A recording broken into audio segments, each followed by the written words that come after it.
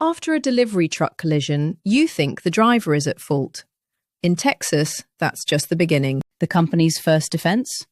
They'll say, that driver is an independent contractor, not our problem. But Texas courts look past that label.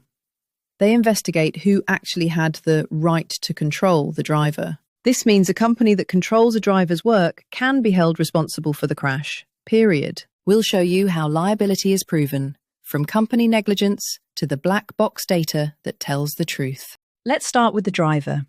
Distracted driving or speeding is the most direct path to establishing fault. But the law connects that driver's mistake to the company through a doctrine called vicarious liability. The question is scope of employment. Was the driver on a designated route? If so, the company is on the hook. There's more.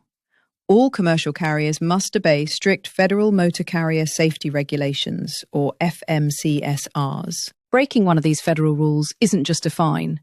In a Texas court, it is powerful proof of negligence. So we have driver error and company responsibility.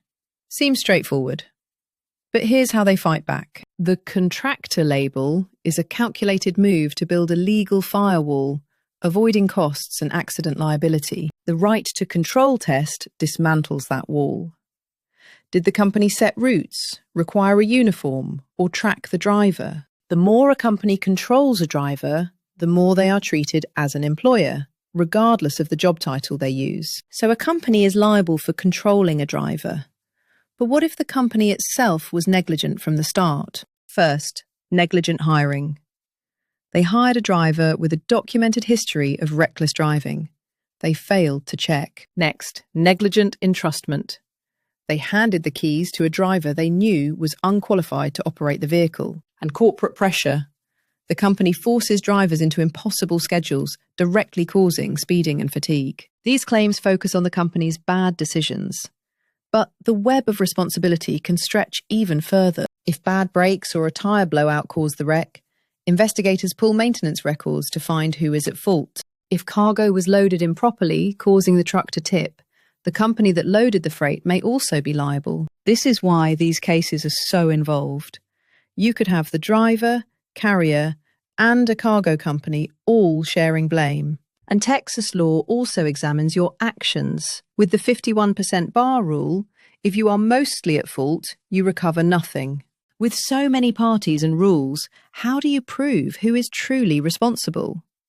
The answer is inside the truck. Commercial trucks have black boxes or electronic logging devices that record speed, braking, and hours of service. This data proves hours of service violations. Driver fatigue is a huge danger, and the black box shows when it happened. Now the critical link. Remember the right to control test. This data is undeniable proof of that control. So, corporate pressure causes a tired driver to crash.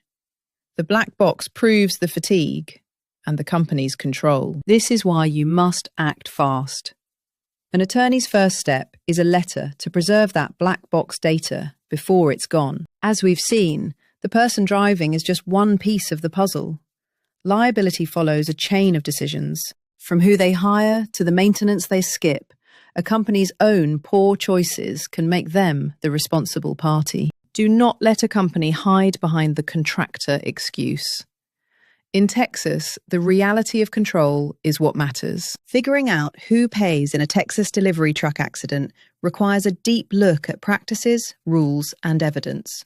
Understanding these factors is the first step toward holding the correct parties accountable for the harm they caused. If you were in an accident with a delivery truck, you need a legal team that understands this intricate process.